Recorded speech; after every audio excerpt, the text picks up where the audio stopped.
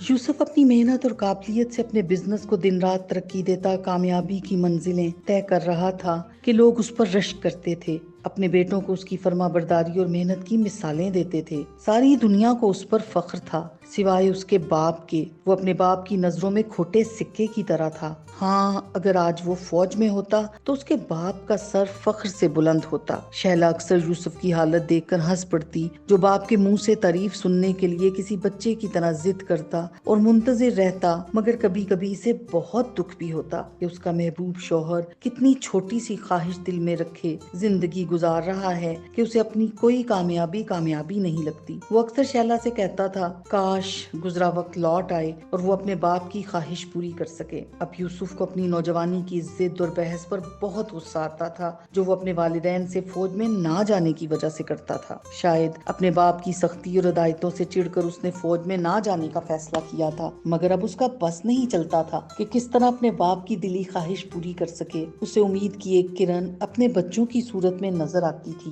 جو کام وہ خود نہیں کر سکا اپنے بچوں سے لینا چاہتا تھا۔ مگر اپنی وفات سے کچھ دن پہلے یوسف کے والد جہانگیر نے بہت محبت سے اس کا ماتھا چوما اور کتنی ہی دیر اس کے چہرے کو اپنی نم آنکھوں سے دیکھتے رہے تھے۔ تم جانتے ہو یوسف، دنیا میں کچھ رشتے اپنی جان اور زندگی سے بڑھ کر پیارے اور عزیز ہوتے ہیں۔ میرا ایسا ہی رشتہ میری مٹی، میرے وطن سے بن کر میرے خون کی ہر بوند کے ساتھ گردش کرتا رہا۔ شاید تمہیں ایسا لگتا ہو کہ میں نے تمہارے ساتھ زیادتی کی ہے۔ اپنے وجود سے سینچے پودوں سے محبت فطری چیز ہے یوسف، ہم چاہ کر بھی اس سے انکار نہیں کر سکتے ہیں۔ بس تمہارے معاملے میں فرق یہ ہوا کہ فوقیت میں میری مٹی کی محبت تم سے جیت گئی۔ مجھے آپ سے کوئی گلہ نہیں ہے بابا جان۔ یوسف نے ان کے ہاتھ چوم لیے۔ جیتے رہو میرے بچے، مگر میری ایک بات ہمیشہ یاد رکھنا، زندگی میں کچھ بھی کرو، کتنی بھی کامیابی حاصل کرو، لیکن اپنی مٹی، اپنے وطن سے رشتے بنائے رکھنا، اور یہ بات اپنے بچوں کو بھی سکھانا۔ یوسف نے اپنے باپ سے وعدہ کیا کہ وہ اس رشتے کو ہمیشہ بنائے رکھے گا۔ وہ اپنی آخری سانس تک اس وعدے پر قائم بھی رہا، مگر اس کی طرح اس کے بچے بھی آزاد فضاؤں کے پنچھی بن کر پردیس میں جا بسے۔ یوسف نے اپنی طرف سے کوشش کی کہ وہ سب پاکستان میں سیٹ ہو جائیں، مگر ان کے لیے زیادہ کشش اور ترقی کے بہترین مواقع پردیس ہی میں تھے۔ قسمت سے اکلوتی بیٹی کی شادی بھی امریکہ میں مقیم اس کے قریبی دوست کے بیٹے سے ہوئی۔ شہرام سب سے چھوٹا تھا اور یوسف کے بہت قریب بھی، مگر گریجویشن کے بعد شہرام نے بھی باہر جانے کی ضد کی تو یوسف کو اس کی بات ماننی پڑی۔ شہرام نے اپنے شوق اور دلچسپی سے MBA کر کے فلم اور ہدایت کاری کے کئی کورس کیے اور بہت سے لوگوں کے ساتھ اسسٹنٹ کے طور پر کام بھی کیا۔ پھر اس نے سنجیدگی سے اس شعبے میں قدم رکھا، پہلے مختلف ڈاکومنٹری فلمیں بنائیں اور پھر فلم میکنگ کی طرف آ گیا۔ اس دوران یوسف اسے اکثر پاکستان واپس آنے کو کہتا، مگر شہرام کا ہر بار ایک ہی جواب ہوتا، پاپا جان مجھے ابھی بہت سے کام کرنے ہیں، تبھی آپ کا نام روشن کر سکوں گا۔ مجھے اس بات کی زیادہ خوشی ہوگی کہ تم میرے نام سے زیادہ اپنے ملک کا نام روشن کرو۔ یوسف اسے دو ٹوک کہتا تو شہرام ہنس پڑتا اور پھر شرارتاً اپنے باپ سے کہتا، ویسے پاپا جان کبھی کبھی مجھے لگتا ہے کہ آپ کو ہم سب سے زیادہ محبت اپنے ملک سے ہے۔ اس میں کوئی شک نہیں دادو، میرے انتخاب کی میں نے سب سے انمول چیز چنی۔ یوسف بہت اطمینان بھرے اور فخریہ لہجے میں کہتا، جی اس میں تو کوئی شک نہیں، مگر پاپا پاکستان تو…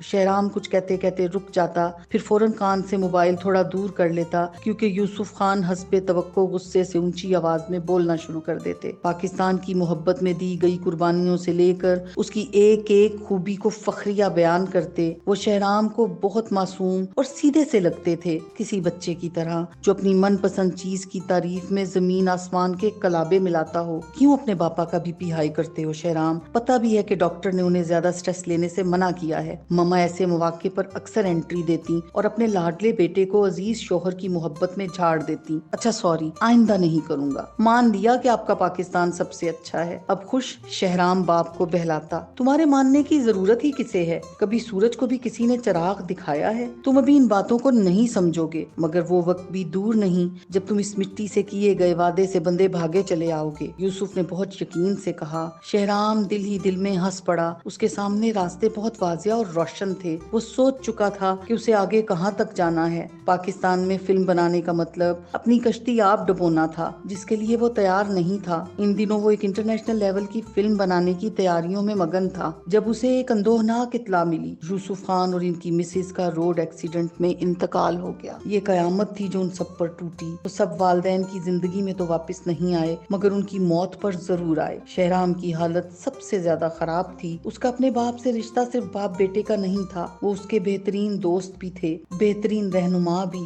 رازداں بھی اور ہم نوا بھی۔ شہرام اپنی ہر بات ان سے شیئر کرتا تھا، اس کے نئے پروجیکٹ کے بارے میں بھی وہ سب کچھ جانتے تھے، اور اسی کو دیکھ کر یوسف خان نے اس سے وعدہ لیا تھا کہ وہ اپنے ملک پر ایک انٹرنیشنل لیول کی فلم ضرور بنائے گا۔ شہرام نے وعدہ کیا تھا، اور آج جب اس کے والدین کو دنیا سے گئے 1 مہینے سے بھی زیادہ ہو گیا تھا تو وہ بے یقین سا گمسم بیٹھا ان کے خالی کمرے کو تک رہا تھا۔ یہ پاپا جان کا بیڈ، ان کی اسٹک، ان کا لیپ ٹاپ جس پر وہ ہر وقت آن لائن رہتے اور اس سے رابطے میں ہوتے تھے، ان کا موبائل، والیٹ اور پین، کتنی ہی چیزیں ایسی تھیں جو شہرام کو باندھے رکھتی تھیں۔ یوسف خان اپنی زندگی ہی میں ان سب میں اپنی جائیداد تقسیم کر چکے تھے، اس لیے اب ایسا کوئی مسئلہ نہیں تھا جس پر وہ لڑتے یا کسی الجھن کا شکار ہوتے۔ یوسف خان کی فیکٹری اور گھر شہرام کے نام تھا۔ اب یہ شہرام کی قسمت تھی کہ کاروبار میں دن رات منافع ہوا تھا، جو یوسف جوائنٹ اکاؤنٹ میں جمع کرواتے رہتے اور اکثر شہرام پر زور دیتے کہ پاکستان آ کر کام سنبھالو ورنہ منافع میں سے کچھ نہیں ملے گا۔ ایک شرط پر، شہرام چلاکی سے کہتا۔ وہ کیا؟ یوسف خان پوچھتے۔ وہ جانتے تھے کہ ان کا سپوت الٹی کھوپڑی کا مالک ہے۔ میں ان سارے پیسوں سے فلم بناؤں گا، شہرام چہرے پر معصومیت طاری کرتے ہوئے کہتا، مگر لیپ ٹاپ کی اسکرین پر بھی یوسف خان اس کی لائٹ براؤن آنکھوں میں چمکتی شرارت کو بخوبی جان جاتے تھے، اسی لیے اطمینان بھرے لہجے میں کہتے، اس سے بہتر ہے کہ میں تمہیں اپنی تمام منقولہ اور غیر منقولہ جائیداد سے آگ کر دوں۔ آج گزرے وقت کو یاد کرتے ہوئے شہرام کی آنکھیں نم ہو رہی تھیں۔ تبھی اس نے ڈنر کے بعد سب کو اپنے حتمی فیصلے سے آگاہ کیا۔ میں نے فیصلہ کر لیا ہے، میں پاکستان میں ہی رہوں گا، اپنے پاپا جان کے پیارے ملک میں، ان کی خواہش کے مطابق۔ شہرام کے اس فیصلے پر سب نے بہت تنقید کی، اسے ہر طرح سے سمجھایا، یہاں کے حالات کی بہت بھیانک تصویر دکھائی، اس کے شاندار مستقبل کے خواب، اس کا کیریئر سب ادھورا رہ جانے کا کہا، مگر شہرام ٹس سے مس نہ ہوا۔ سب اس کی کم عقلی کا ماتم کرتے افسردہ دل سے واپس چلے گئے۔ ان کے جانے کے بعد شہرام اس بڑے سے گھر میں اکیلا رہ گیا۔ کچھ رشتے اپنی زندگی سے بڑھ کر پیارے اور مضبوط ہوتے ہیں، ایسا ہی رشتہ پاپا جان کا اس مٹی سے تھا اور میرا ان سے۔ آپ نے ٹھیک کہا تھا پاپا جان، وعدے کی زنجیر سمندر پار سے بھی کھینچ لیتی ہے، اور مجھے بھی آپ سے کیا ہوا وعدہ نبھانا ہے۔ شہرام نے ایک عہد دل میں دہرایا تھا اور باقی کے سال اسی عہد کو نبھانے میں گزارنے لگا۔ وہ جو بھی کرتا اس میں اپنے ملک سے محبت اور سلامتی کا پیغام بہت واضح ہوتا تھا۔